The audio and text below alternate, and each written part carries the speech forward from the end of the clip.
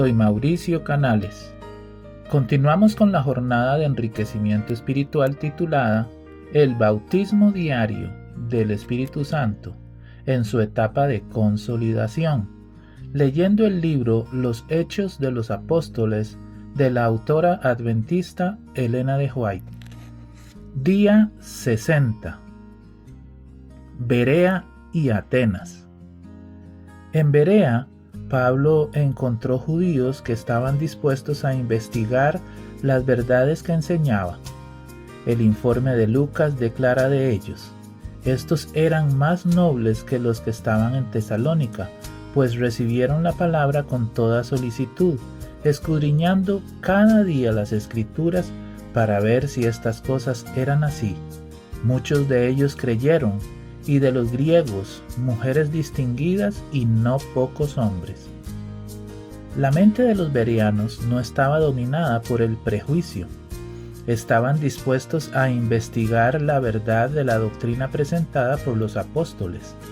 Estudiaban la Biblia no por curiosidad, sino para aprender lo que se había escrito concerniente al Mesías prometido. Investigaban diariamente los relatos inspirados y al comparar escritura con escritura, los ángeles celestiales estaban junto a ellos, iluminando sus mentes e impresionando sus corazones. Doquiera se proclaman las verdades del Evangelio, aquellos que desean sinceramente hacer lo recto son inducidos a escudriñar diligentemente las Escrituras. Si en las escenas finales de la historia terrenal aquellos a quienes se proclaman las verdades probatorias siguieran el ejemplo de los bereanos, escudriñando diariamente las Escrituras, comparando con la palabra de Dios los mensajes que se les dan, habría un gran número de personas leales a los preceptos de la ley de Dios, donde ahora hay comparativamente pocos. Pero cuando las verdades impopulares de la Biblia se presentan, muchos se niegan a hacer esta investigación. Aunque no pueden contradecir las claras enseñanzas de las Escrituras, manifiestan sin embargo una gran indisposición a estudiar las evidencias ofrecidas. Algunos arguyen que aunque estas doctrinas sean en verdad ciertas, importa poco que ellos acepten o no la nueva luz, y se aferran a fábulas agradables por las cuales el enemigo suele extraviar las almas. Así sus mentes son cegadas por el error y ellos se separan del cielo. Todos serán juzgados de acuerdo con la luz que se les ha dado. El Señor envía a sus embajadores con un mensaje de salvación, y a aquellos que lo oyen los hará responsables de la manera en que tratan las palabras de sus siervos. Los que buscan sinceramente la verdad harán una investigación cuidadosa a la luz de la palabra de Dios de las doctrinas que se les presentan. Los judíos incrédulos de Tesalónica, llenos de celo y odio hacia los apóstoles, y no conformes con haberlos ahuyentado de su ciudad, los siguieron a Berea y despertaron contra ellas las pasiones excitables de la clase inferior. Temiendo que se maltrataría a Pablo si permanecía allí, los hermanos lo enviaron a Atenas, acompañado por algunos de los bereanos que acababan de aceptar la fe. De ciudad en ciudad sufrían persecución los maestros de la verdad. Los enemigos de Cristo no podían impedir el progreso del Evangelio, pero sí lograban dificultar extraordinariamente la obra de los apóstoles. Con todo, frente a la oposición y a los conflictos, Pablo avanzaba firmemente, determinado a realizar el propósito de Dios como se le había revelado en la visión de Jerusalén.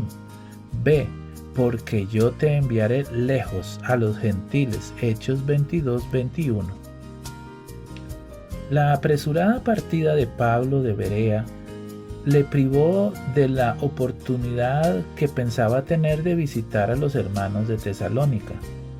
Al llegar a Atenas, el apóstol envió de vuelta a algunos de los hermanos bereanos para que les dijeran a Silas y Timoteo que se reunieran con él inmediatamente. Timoteo había ido a Berea antes de que Pablo partiera y había quedado con Silas de continuar la obra también comenzada allí y para instruir a los nuevos conversos en los principios de la fe. La ciudad de Atenas era la metrópoli del paganismo.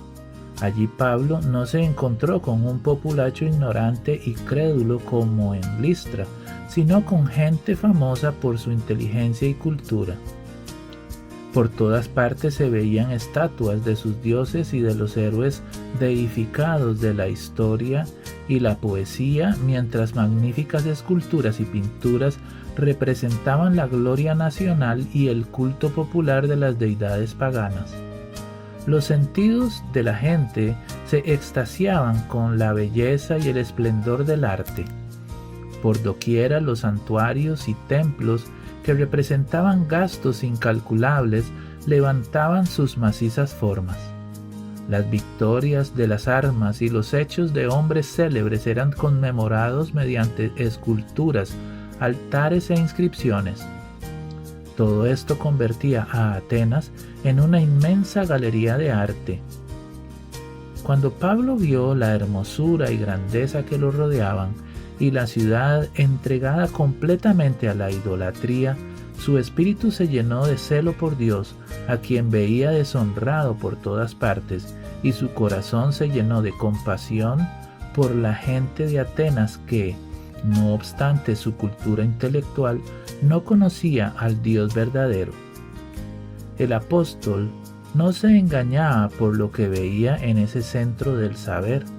Su naturaleza espiritual estaba tan despierta a los atractivos de las cosas celestiales que el gozo y la gloria de las riquezas que no perecerán nunca invalidaban a sus ojos la pompa y el esplendor que lo rodeaban.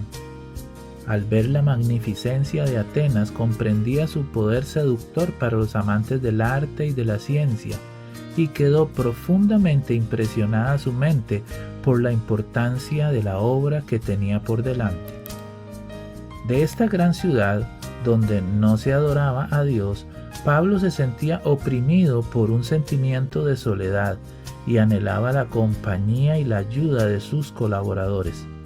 En cuanto se refería a la amistad humana, se sentía completamente solo. Lo expresa en su epístola a los tesalonicenses al decir: acordamos quedarnos solos en Atenas. Primera de Tesalonicenses 3:1. Delante de él se presentaban obstáculos que parecían insuperables, haciendo casi desesperada para él la tentativa de alcanzar los corazones de la gente.